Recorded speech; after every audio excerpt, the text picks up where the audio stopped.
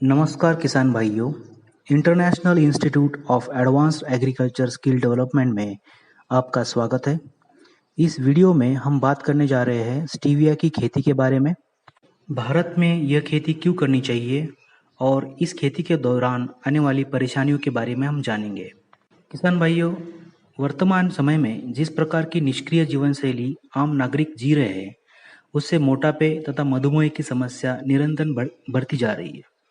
एक अनुमान के अनुसार भारतवर्ष में 25 से 45 वर्ष की आयु समूह के लगभग 15% व्यक्ति इस रोग से पीड़ित है तथा इस संख्या में आश्चर्यजनक रूप से वृद्धि होती जा रही है। यह समस्या केवल भारतवर्ष तक सीमित नहीं है, बल्कि संपूर्ण विश्व में एक महामारी का रूप लेती जा रही है। इस संदर्भ में विश्व स्वास्थ्य संगठन की एक रिपोर्ट के अनुसार वर्ष 2020 तक मधुमेह रोगियों की संख्या 10 करोड़ तक पहुंच जाएगी।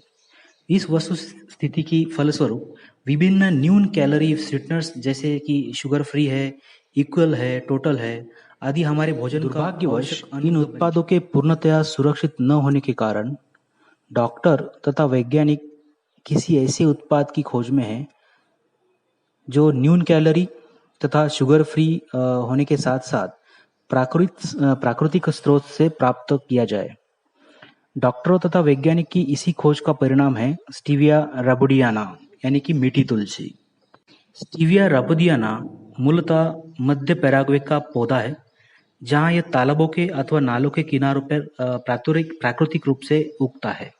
इसको चीनी तुलसी, मधुपत्र, मीठी तुलसी अथवा मीठे पौधे के रूप में जाना जाता है। यह पौधा अपनी सामान्य अवस्था में आम शक्कर से लगभग 25 से 30 गुना ज़्यादा मीठा होता है, जबकि इसके निकाले जाने वाला एक्सट्रैक्ट शक्कर या लिक्विड लगभग 300 गुना ज़्यादा मीठा होता है। भारतवर्ष के विभिन्न भागों में इसकी व्यावसायिक खेती प्रारंभ हो चुकी है। स्टीविया का पौधा लगभग 60 से 70 सेंटीमीटर ऊंचा एक बहुवर्षीय तथा बहुशाखीय झाड़ीनुमा पौधा होता है। प्राकृतिक अवस्था से यह पौधा लगभग 11 से 41 अंश तक के तापक्रम में सफलतापूर्वक पनपता देखा गया है, जबकि इसकी नवीन तथा उन्नत प्रजातियां 45 अंश तक के तापमान में भी अच्छी प्रकार से पनप जाती है। स्टीविया का स्वाद मीठा होता है। इसके पत्तों में पाए जाने वाले कुछ प्रमुख घटक इस तरह से, इसमें स्टीवियोसाइड, रबोडियोसाइड ए, रबोडियोसाइड सी, ग्लूकोसाइड और अन्य कुछ यौगिक इसमें मिलते हैं। इन यौगिकों से इंसुलिन को बैलेंस करने के गुण पाए जाते हैं, जिसके कारण इसे मधुमेह जान लेते हैं स्टीविया की खेती की विधि के बारे में। स्टीविया भारतवर्ष में कृषिकरण के लिए अपेक्षाकृत एक नया पौधा है तथा इसकी खेती बड़े पैमाने पे महाराष्ट्र, कर्नाटक, गुजरात, राजस्थान, मध्य प्रदेश इन राज्यों में हो रही है। इसके साथ साथ स्टीविया के बारे में ये भी अवधारणा है कि ये 10 अंश से नीचे तापमान में तथा 41 अंश के ऊपर के तापमान में पनपता नहीं है। लेकिन इसकी कुछ नई प्रजातियां अभी मार्केट में डेवलप हो गई है, जो कि 45 डिग्री सेल्सियस टेम्परेचर में भी अच्छा प्रोडक्शन देती है। स्टीविया का पौधा ज़्यादा छाया पसंद पौधा नहीं है। इसे खुले में लगाना अच्छा माना जाता है। स्टीविया के लिए चिकनी तथा भारी मिट्टी उपयुक्त नहीं है।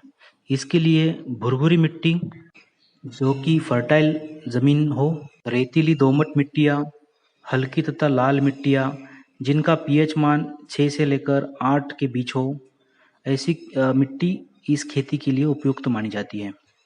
स्टीविया के लिए वर्ष भर पानी की आवश्यकता होती है। पानी अच्छी गुणवत्ता का होना चाहिए, जिसकी इलेक्ट्रिक जो कंडक्टिविटी निर्धारित मापदंडों से अनुकूल हो। यथासंभव सिंचाई की व्यवस्था ड्रिप विधि से की जानी चाहिए, क्योंकि स्प्रिंकलर पद्धति से पानी देने में फसल पर विभिन्न कीटाणुओं के प्रकोप स्टीविया की प्रमुख प्रजातियों के बारे में। विश्व भर में स्टीविया की लगभग 90 प्रजातियां विकसित की गई है, जो कि संबंधित क्षेत्रों की जलवायु के अनुसार अनुकूल है। वर्तमान में इसकी व्यावसायिक खेती की दृष्टिकोण से कुछ प्रजातियां डेवलप की गई है, जिसमें मोरिटा 1, मोरिटा 2 और मोरिटा 3 ये स्टीविया की प्रजातियां ज़्यादा प्रोडक्शन उत्पादन देने का काम करती है।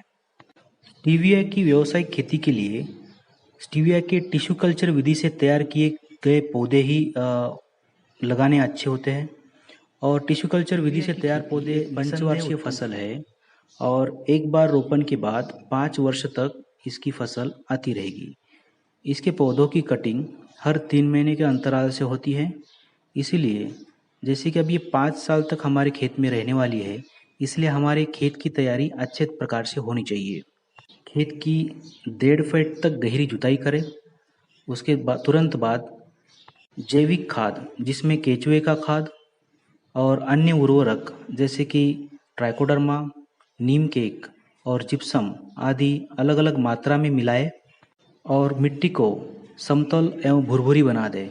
तत्पश्चात स्टीविया रोपण के लिए 2 फीट चौड़े बेड़ों का या मेड़ों का निर्माण किया जाए।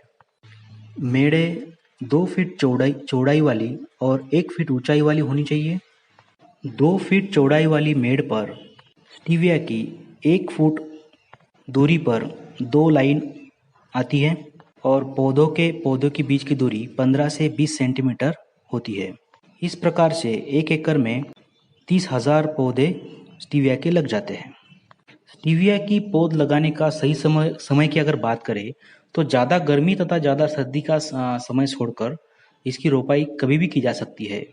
इस प्रकार उत्तरी भारत के संदर्भ में दिसंबर, जनवरी एवं अप्रैल, मई को छोड़कर इसकी रोपाई की जा सकती है। वैसे इसकी रोपाई के लिए सर्वाधिक उपयुक्त माह सितंबर से नवंबर तथा फरवरी। वर्ष भर निरंतर सिंचाई की आवश्यकता होती है और सिंचाई के लिए सर्वोत्तम माध्यम होता है ड्रिप इरिगेशन। इसके खेती में नियमित रूप अंतरालों से खेत की निराई गुड़ाई भी कर लेनी चाहिए जिससे जमीन की नमी बनी रहे और खरपतवार नियंत्रण का कार्य हाथ से ही किया जाना चाहिए तथा इस हेतु किसी प्रकार का रासायनिक खरपतवारनाशी। स्टीविया के रोगों की अगर बात करें तो ज़्यादातर रोग उस पर देखे गए नहीं है, परंतु कई बार भूमि में बोरॉन तत्व की कमी के कारण लिप स्पॉट का प्रकोप देखा जा सकता है। इसके अलावा स्टीविया के पत्तों की रस चूसक कीड़ों का भी प्रादुर्भाव देखा जा सकता है। स्टीविया की खेती में जैविक नियंत्रण के लिए गाय के देसी गौमूत्र का और नीम ऑयल का इस्तेमाल निरंतर रूप से पौधों पे छिड़काव करने के लिए तथा जड़ों में पानी के साथ देने के लिए स्टीविया के पौधों की कटाई के बारे में। रोपण के लगभग 4 माह के अंतराल में पौधों की पहली कटाई होती है और उसके उपरांत 3-3 महीने के बाद इसकी पौधों की कटाई की जाती है। इस तरह 1 साल में पौधों की 4 बार कटाई होती है। पौधों में फूल आने के पहले ही इसकी कटाई कर लेनी चाहिए क्योंकि फूल आ जाने से पौधों में उपस्थित स्टीवियोसाइड की मात्रा घटने लगती है। पौधों को काटने के लिए जमीन के ऊपर का 15 सेंटीमीटर हिस्सा नीचे छोड़ के ऊपर का हिस्सा काट लेते हैं। उसको चाकू या अन्य किसी वस्तुओं की मदद से काट सकते हैं।